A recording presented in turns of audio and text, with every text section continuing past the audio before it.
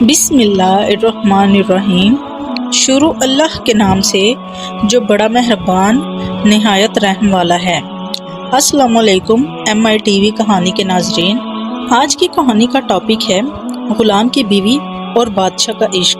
تو دوستو، آج کی کہانی شروع کرنے سے پہلے میرے چینل کو سبسکرائب کر دیجیے گا۔ تو چلے شروع کرتے ہیں آج کی کہانی۔ ایک ملک میں ایک بادشاہ اپنے محل کی چھت پر چہل قدمی کر رہا تھا کہ اس بادشاہ کی نظر محل کے سامنے ایک چھت پر پڑی، جہاں پر ایک بہت ہی خوبصورت لڑکی کپڑے سکھا رہی تھی۔ بادشاہ نے اپنی ایک باندی کو بلا کر پوچھا کہ یہ عورت کون ہے؟ تو باندی نے کہا، بادشاہ سلامت، یہ آپ کے غلام فضل کی بیوی ہے۔ بادشاہ پر اس عورت کے حسن کا جادو سا چھا گیا۔ بادشاہ اس عورت سے ملنے کے طریقے سوچتا رہتا۔ بادشاہ نے اپنے غلام فضل کو ایک پیغام بھیجا۔ فضل جب بادشاہ کی خدمت میں حاضر ہوا تو بادشاہ نے فضل کو ایک خط دیا اور کہا، یہ خط فلاں ملک میں دے آؤ، اور ہاں، اس کے خط کا جواب بھی ساتھ لیتے آنا۔ فضل اس خط کو لے کر گھر واپس آ گیا، خط کو اپنے تکیے کے نیچے رکھ دیا اور سفر کے سامان کی تیاری کرنے لگا۔ رات گزری، صبح ہوتے ہی اپنی منزل کی طرف روانہ ہو گیا، اس بات سے لا علم کہ بادشاہ نے فضل کے ساتھ کیا چال چلی ہے۔ ادھر فضل جیسے ہی نظر سے اوجھل ہوا، بادشاہ چپکے سے فضل کے گھر پہنچ گیا اور آہستہ سے فضل کے گھر کا دروازہ کھٹکھٹانے لگا۔ فضل کی بیوی نے گھر کے اندر سے پوچھا کہ کون ہے؟ بادشاہ کہنے لگا کہ میں بادشاہ تمہارے شوہر کا مالک فضل کی بیوی نے یہ سن کر دروازہ کھول دیا۔ بادشاہ اندر آ کر بیٹھ گیا۔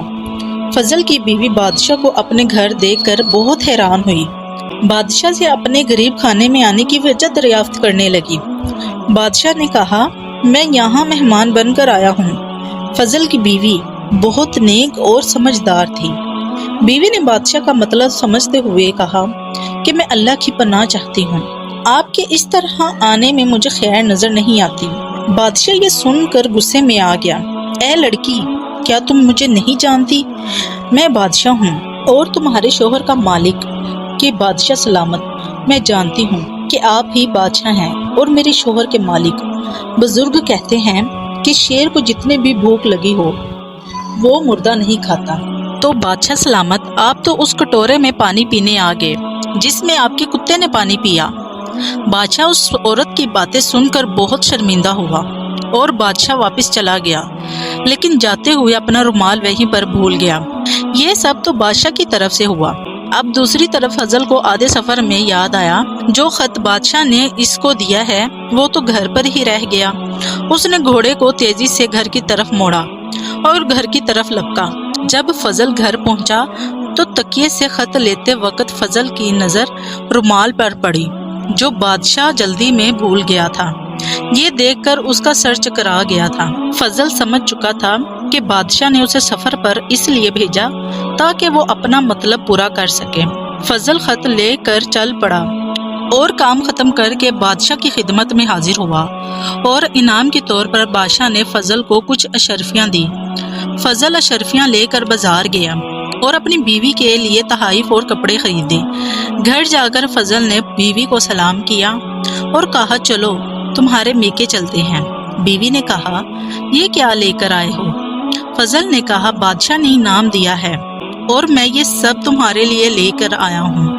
بیوی تیار ہو کر اپنے شوہر کے ساتھ روانہ ہو گئی۔ فضل بیوی کو چھوڑ کر واپس آ گیا اور ایک مہینہ گزر گیا۔ نہ بیوی کو پوچھا اور نہ واپس لایا۔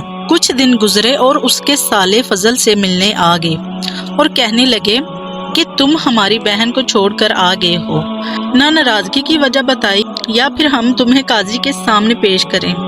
فضل کہنے لگا کہ تم جو مرضی سمجھو، لیکن میرے ذمہ اس کا ایسا کوئی حق باقی نہیں جس کو میں نے پورا نہ کیا ہو۔ بالآخر وہ اپنا کیس قاضی کے پاس لے گیا۔ قاضی نے فضل کو پیغام بھیجا اور قاضی اس وقت بادشاہ کے پاس بیٹھا ہوا تھا۔ بیوی کے بھائیوں نے کہا کہ قاضی جی، ہم نے پھلوں سے بھرا ایک سرسبز باغ اس کے حوالے کیا تھا، اس نے ہمارا باغ اجاڑ دیا اور سارے پھل کھا لیے اور سارے درخت کاٹ دیے۔ قاضی فضل کی طرف دیکھنے لگا اور فضل نے کہا کہ قاضی صاحب، جو باغ مجھے دیا گیا تھا وہ باغ میں نے انہیں بہتر حالت میں دیا ہے۔ قاضی اب ان بھائیوں کی طرف متوجہ ہوا۔ ہاں ویسے ہی حالت میں واپس کیا ہے، لیکن ہم باغ واپس کرنے کی وجہ پوچھنا چاہتے ہیں۔ قاضی صاحب کہنے لگے، ہاں فضل کیا کہتے ہو؟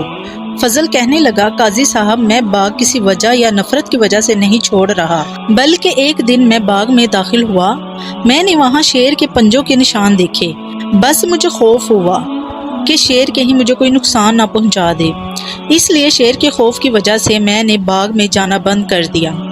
بادشاہ جو ٹیک لگائے یہ سب سن رہا تھا، سب سمجھ گیا اور کہنے لگا، فضل اپنے باغ کی طرف مطمئن ہو کر جاؤ، واللہ اس میں کوئی شک نہیں کہ شیر تمہارے باغ میں آیا تھا، لیکن وہ وہاں پر نہ تو کوئی اثر چھوڑ سکا اور نہ ہی کوئی پتا توڑ سکا اور نہ ہی کوئی پھل کھا سکا۔ تو وہ وہاں پر تھوڑی دیر رکا اور مایوس ہو کر واپس چلا گیا۔